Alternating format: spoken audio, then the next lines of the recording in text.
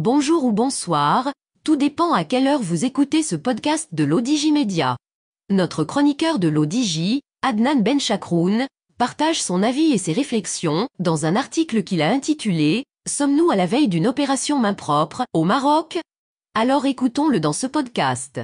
L'auteur démarre son article ainsi.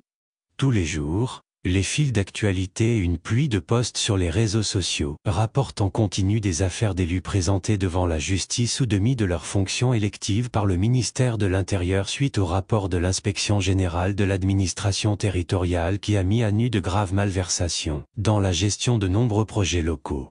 Les dernières déclarations de la présidente de la Cour des comptes, Zineb El Adaoui, devant les parlementaires semblent accréditer la volonté de l'État de faire le ménage.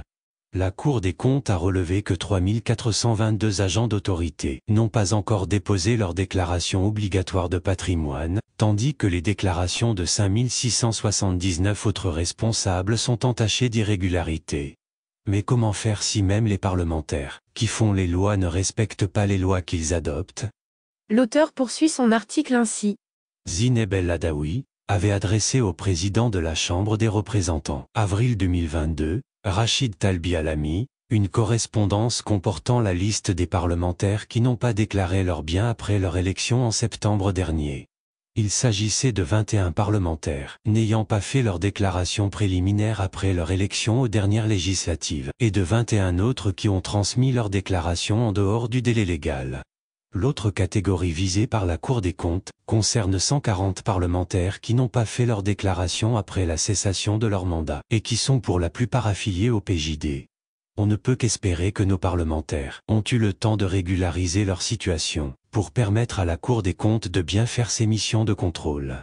Certes, la présomption d'innocence reste bien le principe immuable selon lequel, en matière pénale, toute personne poursuivie est considérée comme innocente des faits qui lui sont reprochés tant qu'elle n'a pas été déclarée coupable par la juridiction compétente. L'auteur mentionne ainsi. La case prison devient une réalité, la reddition des comptes en marche. La police judiciaire a arrêté l'ancien ministre, parlementaire et leader du mouvement populaire Mohamed Moubdi. La BNPJ a arrêté un député de Fès. Il serait impliqué dans une vaste affaire de détournement du foncier et de construction urbanistique illégale au niveau de la commune rurale d'Oulad Tayeb. La liste n'est pas exhaustive et ce n'est pas la première fois que ces types d'arrestations ont lieu au Maroc. Affaire à suivre pour en connaître l'ampleur et la volonté politique d'aller le plus loin possible dans le principe de la reddition des comptes. L'auteur ajoute ainsi. Le profil politique des élus mis en cause semble écarter toute idée de règlement de compte ou de chasse aux sorcières. L'expression opération main propre est souvent utilisée pour décrire une initiative visant à éliminer la corruption, à punir les actes criminels ou à rétablir l'intégrité dans le domaine politique ou économique. Elle peut être mise en œuvre par un gouvernement, une institution ou un leader pour lutter contre la corruption systémique ou d'autres formes de comportements illégaux. Cependant, il est important de distinguer l'opération main propre d'une politique de chasse aux sorcières. Alors que l'opération main propre est motivée par le souci d'améliorer la transparence et la responsabilité, la chasse aux sorcières se caractérise par une recherche obsessionnelle et souvent injustifiée de boucs émissaires et de personnes à blâmer, sans respect pour les droits fondamentaux et sans preuves tangibles. L'auteur cite un exemple ainsi. Un exemple historique bien connu d'une politique de chasse aux sorcières est l'époque de la chasse aux sorcières en Europe entre les XVIe et XVIIe siècles. Des milliers de personnes, principalement des femmes, ont été accusées de sorcellerie, torturées et exécutées sur la base de preuves souvent infondées ou de témoignages obtenus sous la contrainte. Ces persécutions étaient basées sur des superstitions, des peurs irrationnelles et des préjugés, plutôt que sur des faits concrets.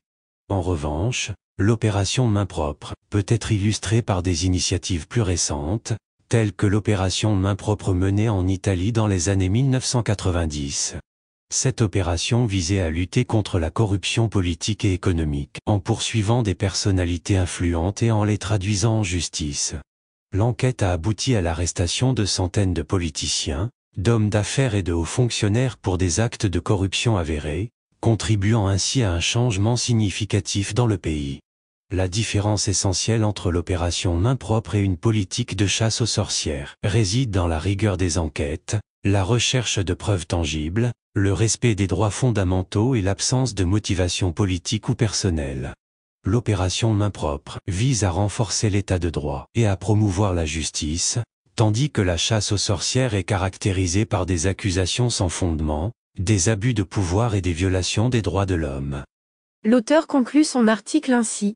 Il est crucial de garantir que toute initiative de lutte contre la corruption ou de rétablissement de l'intégrité soit menée avec intégrité, impartialité et respect des droits fondamentaux. Cela permettra d'éviter les abus et de préserver la confiance dans le système judiciaire et politique. Rédigé par Adnan Benchakroun et lu par l'intelligence artificielle de l'ODJ Media. Merci d'avoir écouté ce podcast de l'ODJ Media, ce bouquet de supports numériques, portail, magazine mensuel connecté, web radio et web TV. N'oubliez pas de télécharger notre application l'ODJ mobile sur Play Store et de vous abonner à notre chaîne YouTube l'ODJ TV. Vous pouvez, aussi, nous suivre sur nos réseaux sociaux, Instagram, Facebook, TikTok, LinkedIn et Twitter. Ou encore, vous inscrire sur notre newsletter quotidienne à partir du portail lodj.ma. Alors, on se dit au prochain podcast de nos chroniqueurs de l'ODJ. Et à très bientôt, si et seulement si vous le voulez bien.